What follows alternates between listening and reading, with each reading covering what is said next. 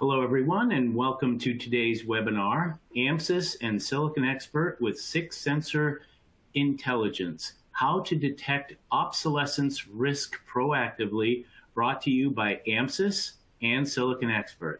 I'm George Corralius, and I, along with Chris Gullo, will be your moderators today.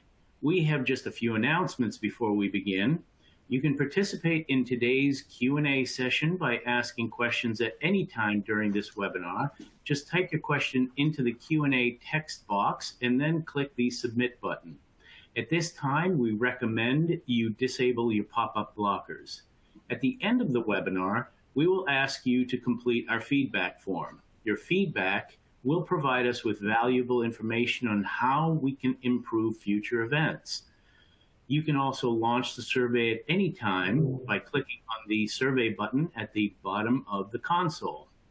If you are experiencing any technical problems, please type your issue into the Q&A text area, and we will be glad to offer one-on-one assistance. Today's session is a continuation of our webinar series with AMSYS, demonstrating the advantages of using AMSYS and SiliconExpert to mitigate your obsolescence risk.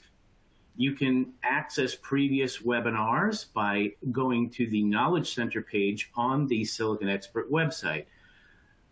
So speaking today, we have Bjoern Bartels, Managing Director at AMSYS. Bjoern has worked in the field of consultancy by supporting his global customers with obsolescence management core competencies and tactics for many years. And we have Oliver Hoffman, EMEA Director at SiliconExpert. Oliver's passion is sharing knowledge and insights into solving problems by applying data-driven decision-making. So Bjoern and Oliver have been working together for many years, bound by their desire to mitigate obsolescence risk for companies all over the world. And joining Bjoern and Oliver today is Martin Linow, Technical Purchaser at SICK. So now we'll get on with our webinar, and Martin will introduce himself when he does his piece of the presentation. So Oliver, take it away. Okay, thank you very much, George, and welcome everyone. I am Oliver Hoffman at SiliconExpert. I take care of what we do in EMEA and in APAC and with our partners. Introductions-wise, you may know SiliconExpert. We were wondering what is the key differentiator in between the highly successful companies and high tech and those who want to become highly successful. And that seems to be they make good decisions. The successful companies make good decisions. And how do they do that? Well, it's not deciding with your nose or with your stomach or with your belly. Data-driven decision-making seems to be key. And in the high-tech industry, when so much depends on components, it is beneficial to know everything about components, to have the data, to be able to make data-driven decisions. In order to be able to support that, SiliconExpert has set up to collect data for more than 1 billion components from 15,000 manufacturers. And yeah, we have also discovered a ton of taxonomies and product lines. And at the end of the day, through our SiliconExpert P5 platform, this data about components is accessible and shall enable the companies using SiliconExpert to make best-in-class data-driven decisions to become the industry leaders accordingly. We have also moved on since specifically, I would say, February 2020, when we saw that obsolescence on the long run might not be the only problem that is driving us crazy. Supply chain is going to experience new bottlenecks, and we will want to know where in the world is our supply chain going to cause us problems. We call this the geo-risk. And that's how and when and why SiliconExpert set out to say, I want to identify where is a certain assembly site may be impacted by pandemic or other constraints, similar to final test sites or to wafer sites and so on. This data collection has been ongoing and continuously improving and is now available as an additional module in our P5 platform. And the purpose on doing so to be a bit more specific, is we would like to identify how these geographic impacts, situations, are going to cause lead time to fluctuate, or the available stock, or maybe even the price. And comparing these trends on a component by component basis is one of the powers that SiliconExpert has increased in its supply chain capabilities lately, and will continue to do so with Open Market that has been released recently. However, obsolescence is one of the key topics that has always been driving SiliconExpert and our partner ecosystem, and so many organizations around the world, that for today we are going to put our focus in this webinar on obsolescence management, and we are going to hear from our partner AMSYS on how they are helping, and Martin Linow from SIG is also going to help us understand how current problems can be mitigated, and they might show us some special tips and tricks. And with that, I'm handing over to Bjoern. Hey, Oliver. Thanks a lot. I'm going to take it away from here. Being in the obsolescence management ecosystem is my whole professional career. I'm honored working with individuals like you, and especially happy that Martin is going to join today for today's webinar. Just a little introduction to the company I own today. I was really lucky to find a good partner, Hans-Georg, to found it with back in 2014. Our core expertise till today is in life cycle obsolescence, change, and risk management. We started off as a pure consulting agency with the services given internal and external workshops and trainings. We also do audit companies and then do some case studies to develop proper concept to enable companies to do better decisions faster, as you just said, in the overall discipline of lifecycle management. Over the years, a couple of products evolved. One is the largest exchange portal within the railway sector in the European market, called the Obsolescence Management Portal, and also our application where we programmatically access the SiliconExpert API to enable our mutual customers with best-in-class case management and risk analysis disciplines to overcome obstacles even better. Also, we are really adherent to standards, international standards that are out there, and also are really focusing on how to digitize PCN, PDN notifications. So you might just want to have a look at pcngenerator.com. We are mainly focusing on markets from the railway sector, military, aerospace, but also energy, oil and gas, automotive, and the medical industry. And we're also really happy to be business partner of the Component Obsolescence Group Germany, and an endorsed trainer of the International Institute of Obsolescence Management, where we can certify individuals in the subject matter of obsolescence management. Just a little overview on our application. It's called the Lifecycle Management Client. It's completely customizable to individual needs, because we know process flows within companies are usually a little bit different. It does consist out of two modules. One in red that you see on the left side is called the Obsolescence Management Module, that takes you through internal processes from the actual problem of product changes or product discontinuance notices that you might receive, up to finding the best solution or combination of solutions that is best suitable to individual companies. The other module of our application is the so-called risk management module, where we directly also access the SiliconExpert database and get all these billions and billions of data points into our application to determine a likelihood of an item becoming obsolete or being hit by supply chain issues, then combine it with internal data from ERP or PLM systems, being it current demand data, stock levels, mean time between failure, and so on, to determine overall risk, to be really proactive and to foresee a little what is going on the market, or what might change in the future, and how our great customers are affected by it. That just gives you a little overview, and as having said that, we are already working with SiliconExpert since many, many years, and we perfectly add on to these data capabilities. And now I'm going to hand it over to Martin, actually, to give a little bit introduction about himself, good friend of mine. So Martin, please take it away from here. Thanks, Bjoern. Yeah, my name is Martin Linow. I'm working at the SIG AG. Yeah, that sounds really sick, I know. And yeah, I'm in the procurement since I think 2.5 years. Before that, I was in the technical purchasing, also at the SIG AG. So yeah, this is what I did so far, and also what Bjoern mentioned. We had a little bit of history for my former company where I worked for, and yeah, this was really fun to know this topic of obsolescence, and then this was fun. And this was when I started the topic obsolescence. Yeah, so just to know a little bit about SIG, what are we doing?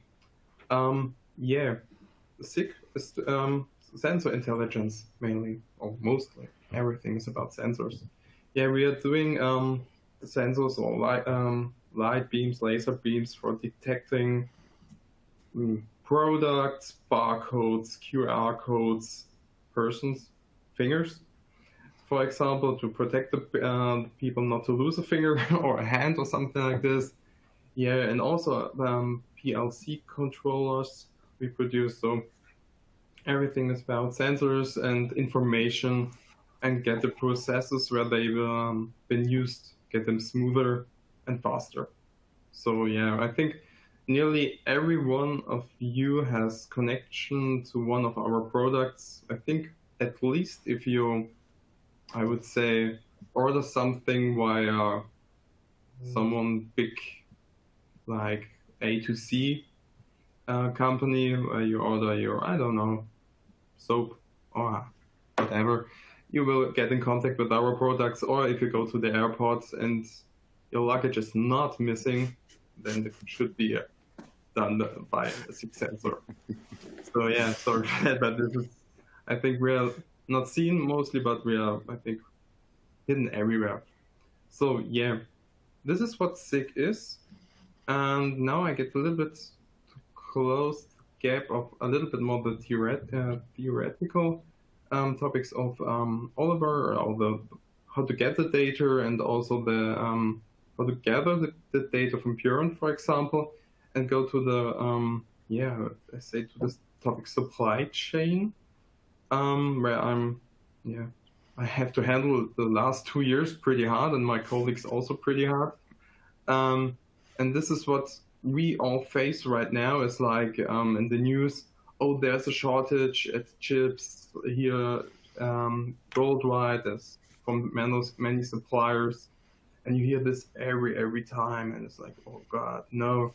And on the same time, you hear, oh, everything gets much more easier. You get the parts you want really easy, no problem.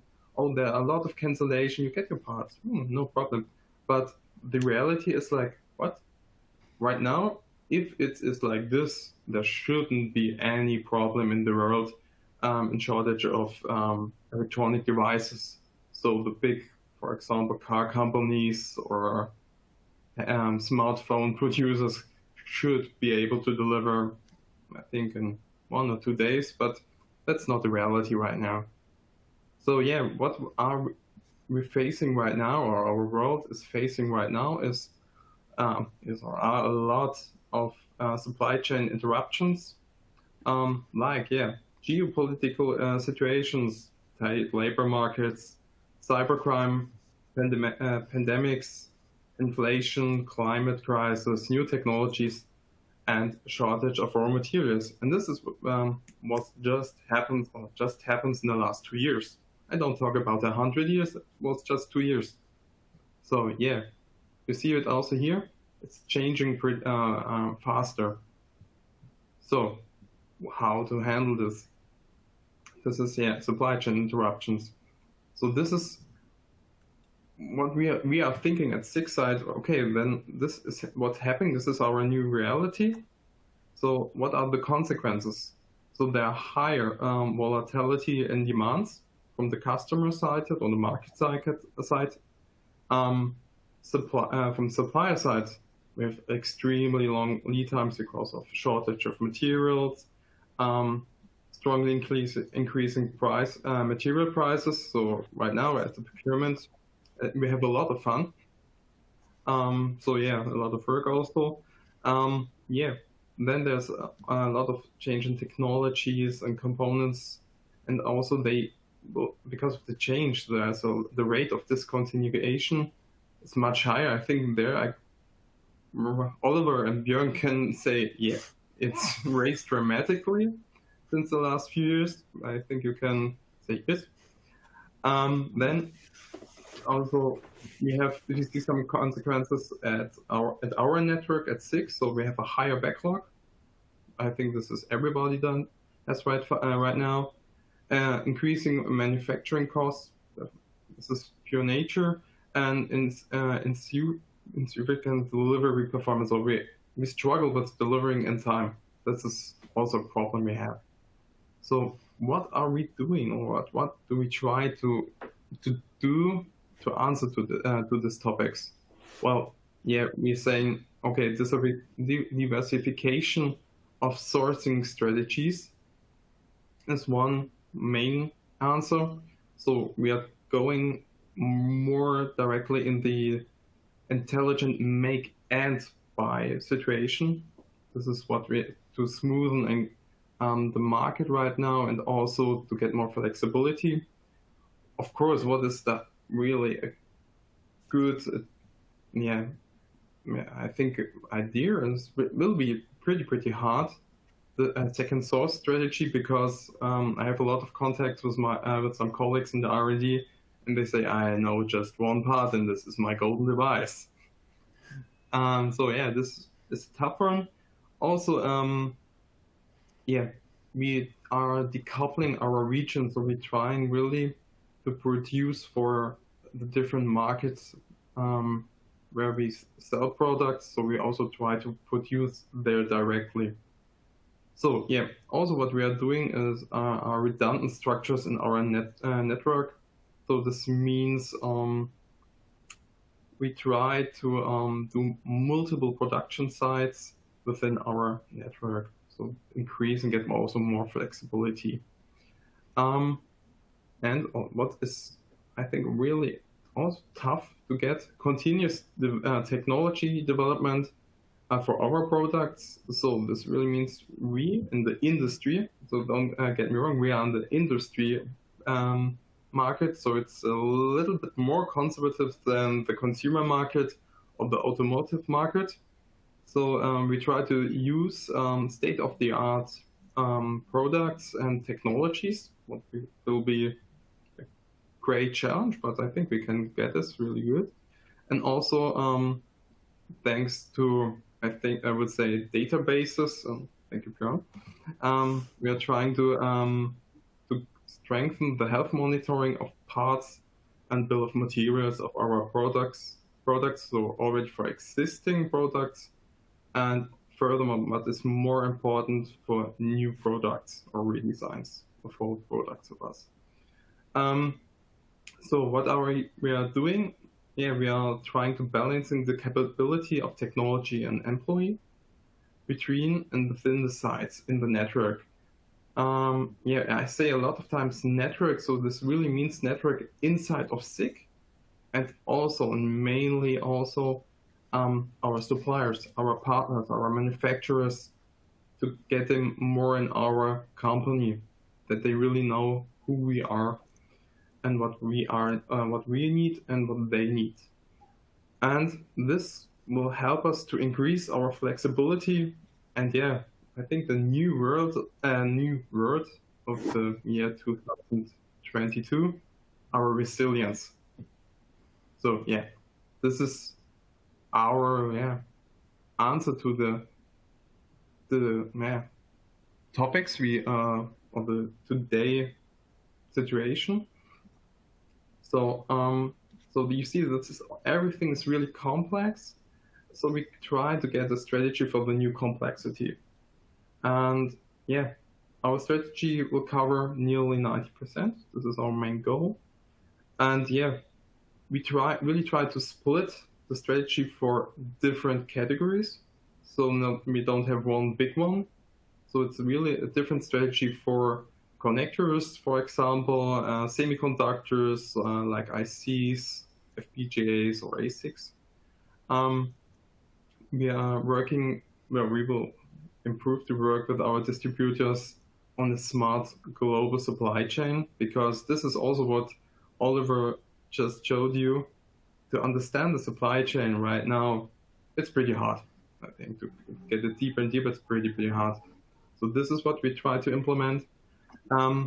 Yeah, also connecting more and closer to our manufacturers for important commodities, to get really in touch in the next 5 or 10 years. Also, what we call it intelligent part management. Yeah, we want to understand our parts we are using better, and this means like supply chain, product lifecycle, and also the material they are used in. And also, we try to use new digital opportunities. So this, for example, are databases like SiliconExpert, or the database, or the sorry for that, the cool tool from Bjoern, to get the full overview of the bill of materials and the parts and the manufacturers. So yeah, this is our strategy to, I think, the main topic of supply chain, which leads me to the one question I really want to ask you all, or also Bjoern and also Oliver. We are talking right now about a lot of supply chain, so it means allocation. And now it's, for me, the question also, where does the allocation end and where starts the obsolescence? So this is, yeah, what's a little bit, yeah, driving me nuts, because, yeah, it's normally allocations just temporarily, I think 1 or 2 years, everything says okay. Normally it's 3 months, 6 months, but now it's 2 years. And 2 years not producing right now is like no option, I think. Yeah. Excellent. Thank you. Thank you, Martin. That was a very nice presentation. All right, so I want to encourage the audience to submit their questions. We've got a few in the inbox here, and we'll get to that in a minute. And just rest assured that if you ask a question and if we don't get to your question, we will reach out to you individually to get your answer to you. But right now, why don't we start off with a poll question? And let me push that to you. All right, so here is our poll question. And we encourage everybody in the audience to choose their answer. So the question is, how do you currently overcome availability issues, meaning supply chain and obsolescence? First answer is suppliers, distributors in my personal network help me the most. Second answer is the pure market power of my company solves most issues. Third is sourcing through personal contacts or on-the-spot market availability is the solution. Or proactive risk analysis and early identification of critical parts is key to success. Lastly, none of the above. And if it is none of the above and you have another suggestion, please submit your method in the Q&A box. So we'll give everybody a few more seconds to answer. Looks like a lot of you have submitted your answers so far, but how do you currently overcome availability issues? I think it's a question that everybody asks themselves. We are eager to learn. Yeah. Even if you're in the grocery store and looking for food and toiletries these days. But yeah, so another couple of seconds here and we'll move on to the results. So how do you currently overcome availability issues? All right, so let's look at the results. And many are proactive. This is very nice. All right, this is good to see for sure. Any opinions, my panel of experts?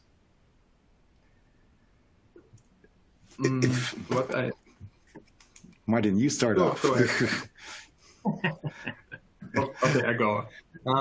What I think is really, really interesting for me, it's like you still like network, yeah, a lot of through personal contacts and real identification of clear paths and key to success. Yeah, so it's a mixture of datas and really your knowledge of the people. I would say this is really interesting. It's interesting to see that literally nobody in the audience feels their company is powerful enough to just bulldoze through, plow over the problem. It's obvious that no matter who your company is, it just affects everybody, as we can see with, Ford Motor Company and General Motors and whoever else it is. It's like, it really doesn't matter. So that just jumps right out at me. Yeah. I mean, even Apple had problems, we've seen that in the news. So it's really interesting and interesting to learn, actually. And I really like the combination of these answers. Actually, it's nearly 1/3 of suppliers, distributors sourcing through personal contacts, because obviously I really feel, and I mean, even in my network, what's mostly companies we're helping on being better on the market using SiliconExpert data, combining it for full proactive risk analysis.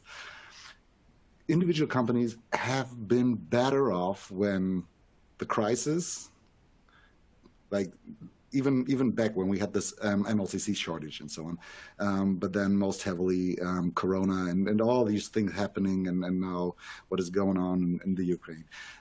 Individual companies have been better off if they had invested early enough in proactive risk analysis, obviously, because having identified critical parts, you might don't want to have them just in time delivery and then suddenly everything falls apart. So really identifying items, parts that are more important to your company than others.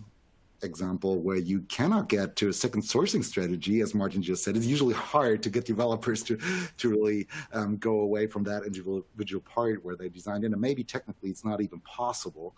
So we really felt that companies have been better off who invested early enough into that kind of insurance. But to be honest, starting now with the proactive risk analysis, where the market is already corrupt and so on, a proactive analysis cannot really help anymore. So you need suppliers and distributors in your personal network to help you, and your personal contacts and the spot market to really solve issues that are right here, right now.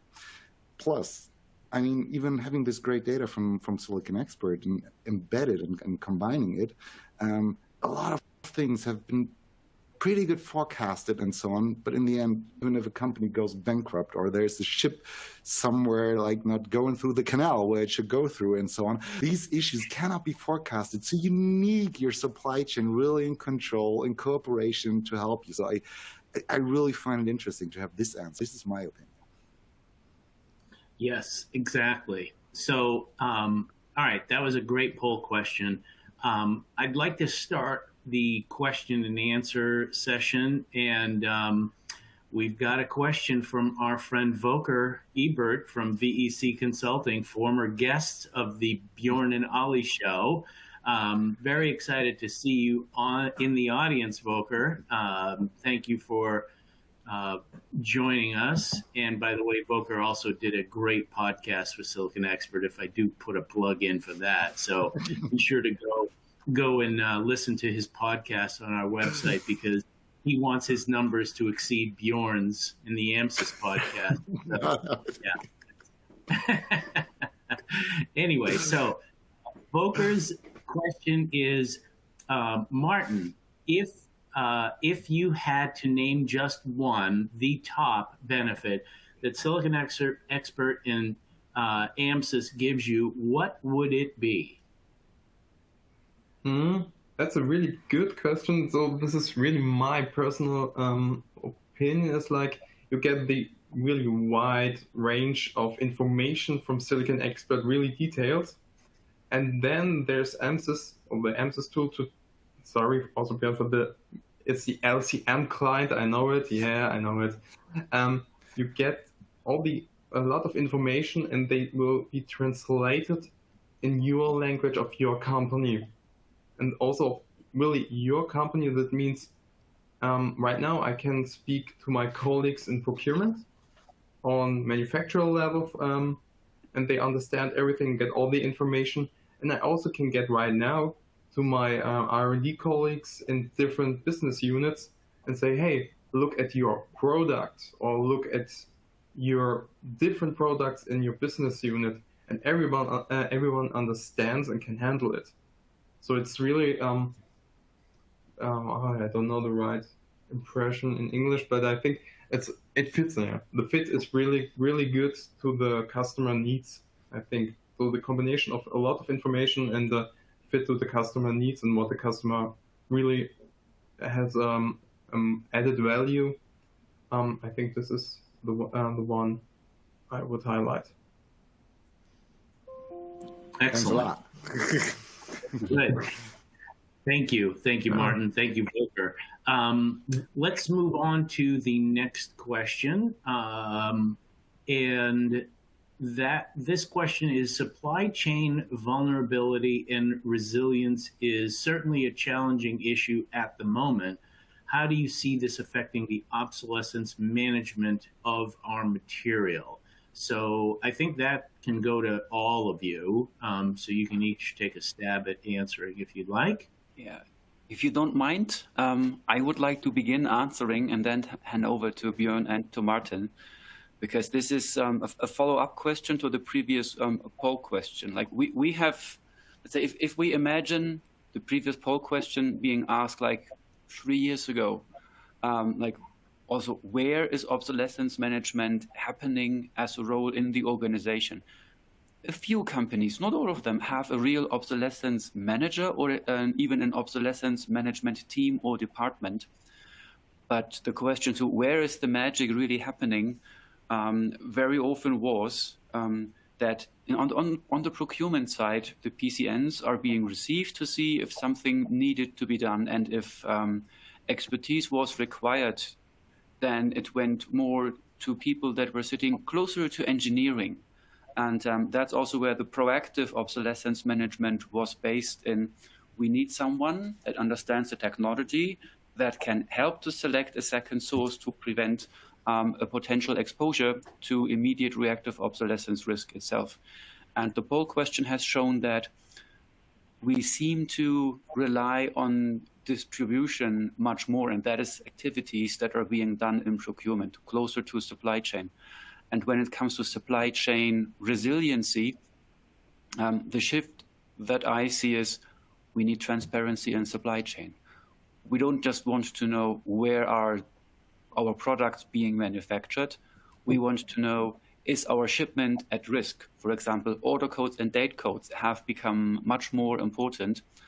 And the really important information to manage that aspect closer towards the allocation is not about what is the technical specification of my component. It is more how resilient, how protected is my supply chain? Can I afford to play with my biggest antagonists, like Mr. Delay and Mrs. Do Nothing. Can I really afford to sit back?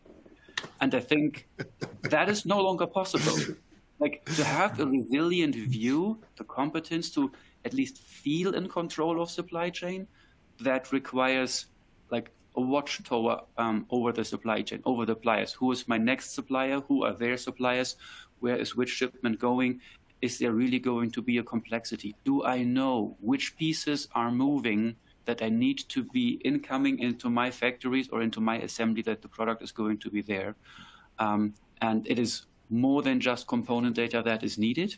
To be fair, I'm not saying that we have already solved the world's mystery, but the awareness for supply chain resiliency now is that we cannot afford to allow Mr. Delay and Mrs. Do Nothing to work for us any longer. Oliver, I want to pick up on that a little, because being a process consultant and enabling that now, automated in our application, in the end, it doesn't matter why you don't get the parts, the items. Being it supply chain disruptions, obsolescence, changes happening, everyone just wants to get the items that you need for production or maintaining the system actually in time for good pricing and the right quality at the right space. So I would say, being it supply chain uses obsolescence, same processes applies to find the best solution. Because as Martin earlier said, like waiting for 50 weeks or something like that just to start over production, that's just not possible for most of the companies. And this is why we should maybe more talk on overall availability. And this is what we're doing today in lifecycle management, than just dividing supply chain issues and obsolescence issues into different topics. There's a direct combination out of it. And I'm interested to learn, like, if there's companies on the piece part level. There's companies on piece part level and companies that are producing whole assemblies. And the companies that produce whole assemblies are obviously affected by supply chain issues from piece parts at the moment. If they, and this is what we see right now, if there is an obsolescence wave coming right now, because they will clear up, like only focusing on the products that really bring income and so on, with this limited supply that is out there right now on the market. So weird things is, I really hope and keep my fingers crossed that wave's not going to be too big. So in this topic regarding how get it more resilient, that this is going to be really, really tough one. It's all, like Oliver said, you need the transparency, you need the information, and get a real deep dive of information. But to get one plan to cover all the could be possible, and this is what we learned in the last 2 years. There's a lot of stuff is possible, even if you don't think that there will be snow in Texas. It can be snowing, in Texas, for example. That you have to do a lot of plans and work on plans for what could be possible. And then you have to react, but you can't say this will happen exactly like this. So in the future, get a lot of information, and then you will see what could be possible to happen. And then you also just rethink, this is also my opinion, in the next few years, you will now talk with manufacturers, of course. So for semiconductor parts, for example, but you should also know that you have to speak or know the persons, for example, who do the package or who do the testing or some of final assembling.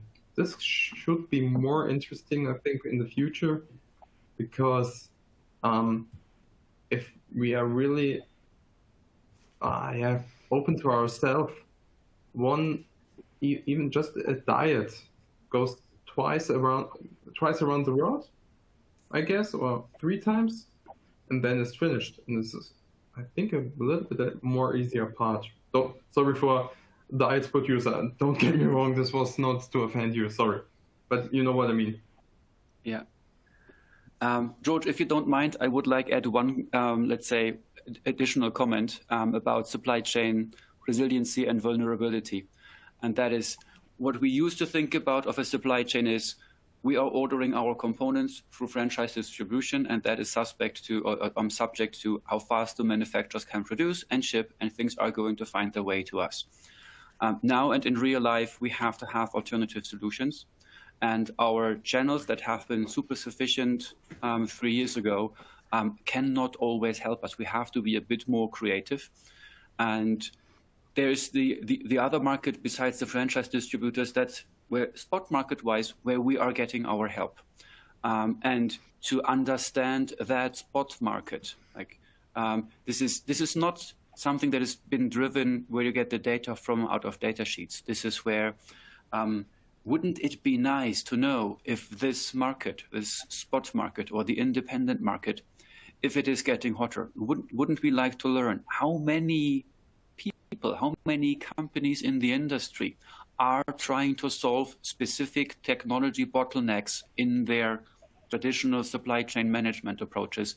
How many do really have to go to the open market, and how many are trying to find alternative solutions? If we had a place in the world, someone that is so very connected, like some of the top 5 biggest independent distributors out there, that would consolidate the data with the bit of the magic of SiliconExpert, that might help us to see if the market is hot, in panic, if people need to be creative, if there are problems for specific technologies or manufacturers that need to be resolved.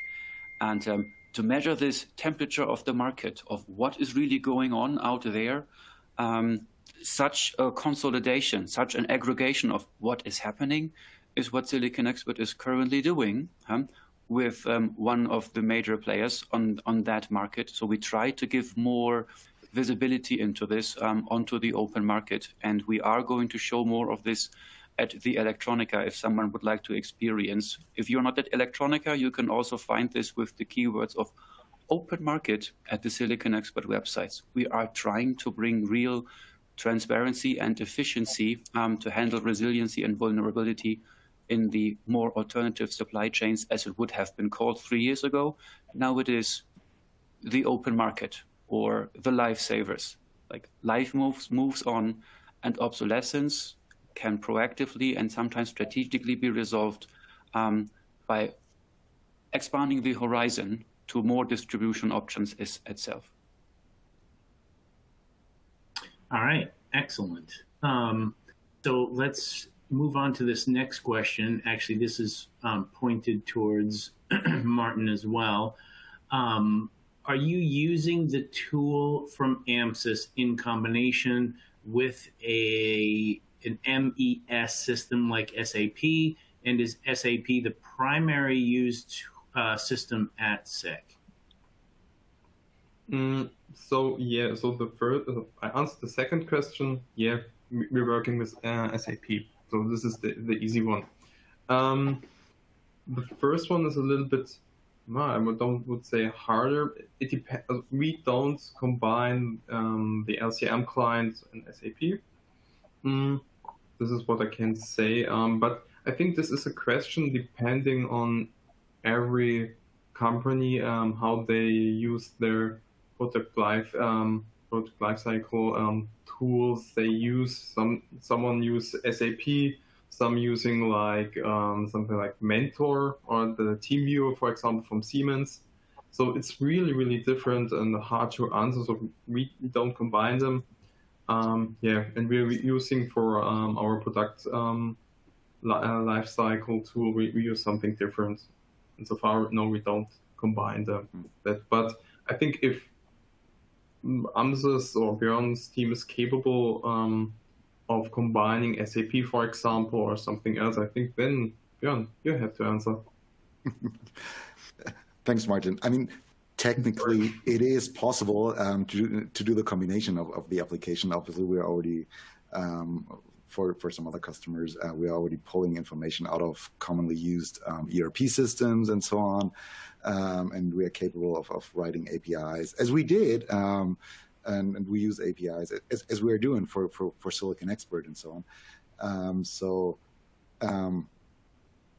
mean, why we're not doing it with SIG and you together, and Martin, please correct me if I'm wrong, because I think we are more combining it with engineering tools you're using at the moment, and this is the angle we are coming from instead of the pure ERP system. So more, as you just said, from the PLM engineering tool perspective, where we're doing the combination instead of SAP.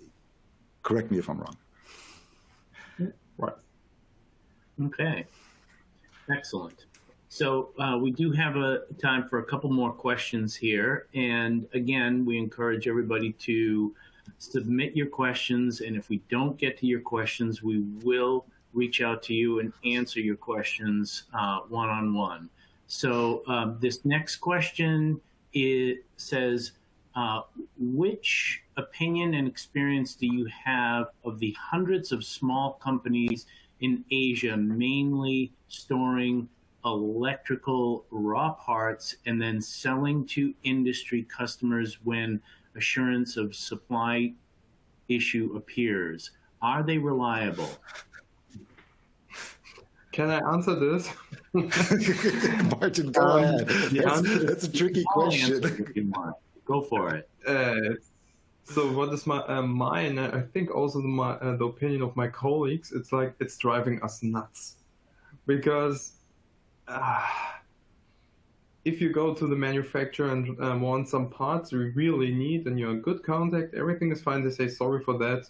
We ship, for example, to Asia, and then you say, okay, I have to go to the broker market or spot market, and after I think 1 hour, you got a quotation, and it's like, okay, this is a really big car, or this is a really big house. So yeah, I think it's not so. No, it's not fair. It's not cool, to be honest. They are trying to get more money to raise their profit. So yeah, that's not so cool. Yeah, it's driving us nuts. But I think this is also in the whole market, like if there's an allocation, everyone goes like, oh, I just need 100 parts for 1 year. Let's order 500 parts just to get my production secured.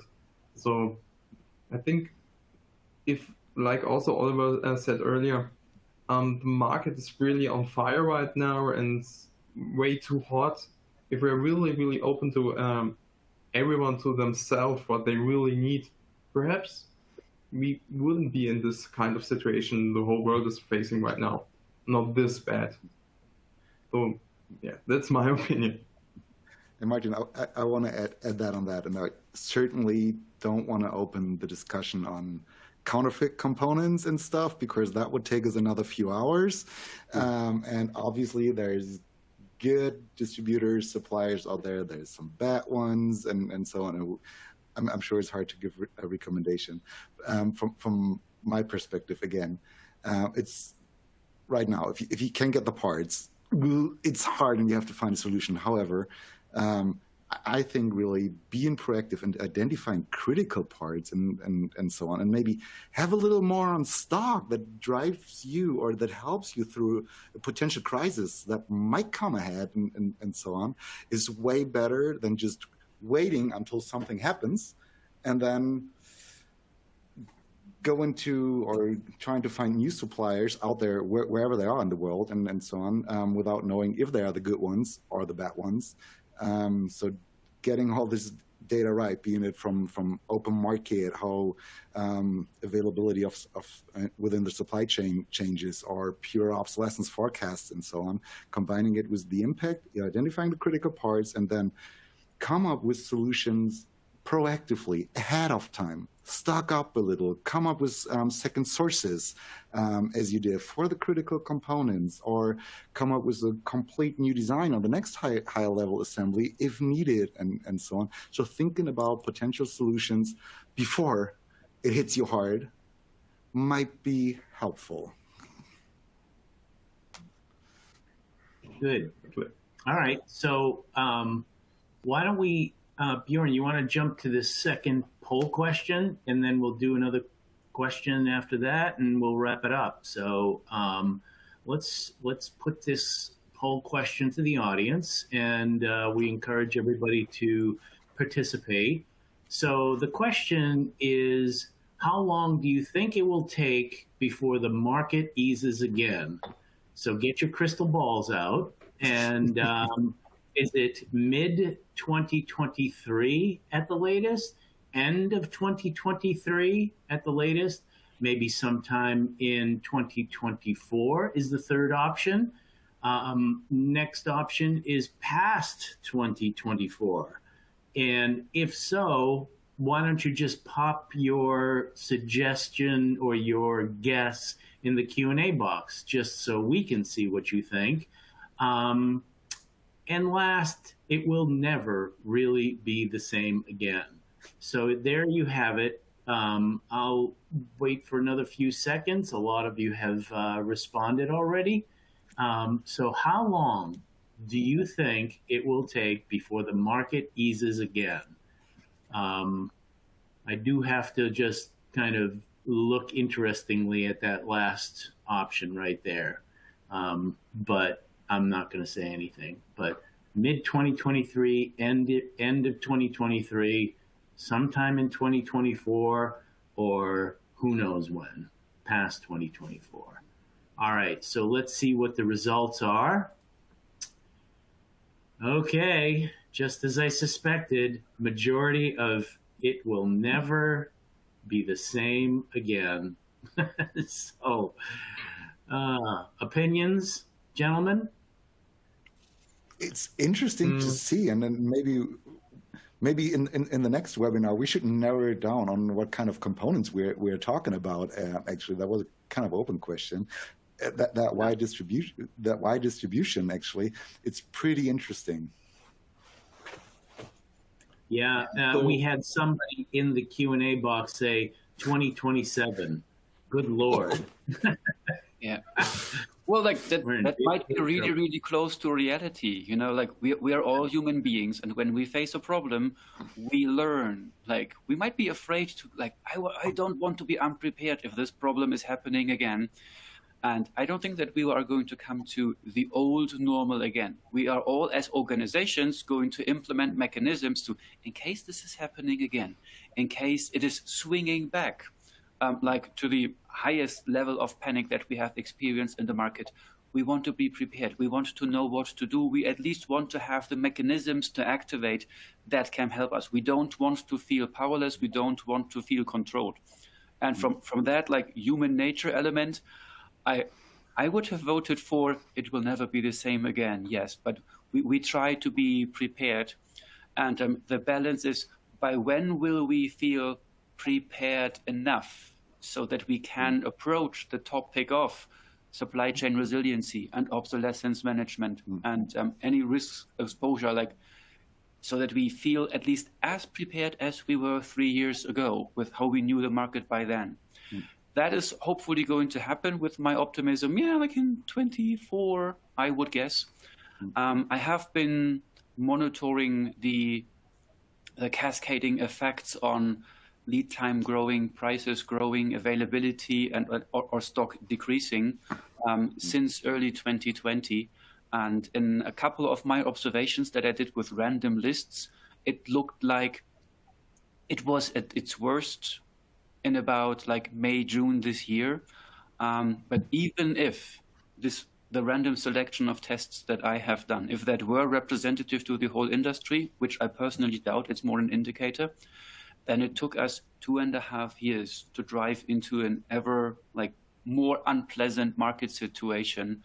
And no one has experience on how this is really going to behave in the future. But if it took us 2.5 years to get worse and worse and worse, will it take us 2.5 years to easen up until we will finally feel comfortable and prepared so that we can adequately respond when the market is swinging back into such problematic situations? And with that timeline, 2024 might even be optimistic. So I'm voting with the 31.8% who said it might never be the same again. Sorry, you're all pessimists, but I'm with you. But I mean, Oliver, I mean, we can still, even if the market's never going to be the same again and so on, we can take something positive out of that as well, because just thinking 10 years back, as you just did, I mean, when I talked to people 10 years back, they were just like reacting to me like, obsolete, huh? What are you talking about? We have to take care of what? We get our parts in time and so on, and we just try to push the prices down because our company power is so big. Thinking back of the first poll question, I mean, we have to get prepared for the next years, maybe decades. But I think today it's way easier to convince upper management and so on that it's worse to invest in good data, proactive disciplines and everything to think ahead of time than it was 10 years back where they really didn't understand. Unfortunately, right now we are all learning it the hard way, but I hope we will not do the same mistakes again and not taking care of things that might happen on the market ahead of time. Mm-hmm. Yes. All right. So let's do one last question, and we'll wrap it up. So this question says, has there been any talk of a software program that could be locally installed to handle large volumes of part data, provide risk analysis, and enable reporting, etc.? Online web-based programs are good, but sometimes more local and customizable is desired. Bjoern? I mean, I should have Martin answer it because this is our major add-on, so to say, to SiliconExpert data, that we're capable of local hosting, customizing to individual needs, be it process-wise or through API integration, not only to SiliconExpert, but local systems. But especially in customization, we are always happy to have customers and mutual customers like Martin giving us impulses and so on. So technically, it is possible, and whoever asked the question, get in touch with us or ask Martin how we handled it in the last years, and if you liked it. I just can say Bjoern has a really big backlog with what I need or what I want. And he also did a lot in the LCM to implement this. Excellent. All right, so I think that's all the time we have for this webinar. So Martin, Bjoern, Oliver, thank you for a great discussion, great presentations. Looking forward to the next one as always. So to the audience, for more information related to the webinar, visit any of the resource links available in the folder that is in the console. And within the next 24 hours, you'll also receive a personalized follow-up email that will have details and a link to today's presentation on demand. So thank you again for attending today's webinar, AMSYS and SiliconExpert with 6 Sensor Intelligence, How to Detect Obsolescence Risk Proactively, brought to you by AMSYS and SiliconExpert. This webinar is copyright 2022 by SiliconExpert. The presentation materials and opinions are owned by or copyrighted by SiliconExpert and AMSYS, and the speakers are solely responsible for their content and opinions. On behalf of our guests, AMSYS and SiliconExpert, I'm George Corralius. Thanks for your time and have a great day.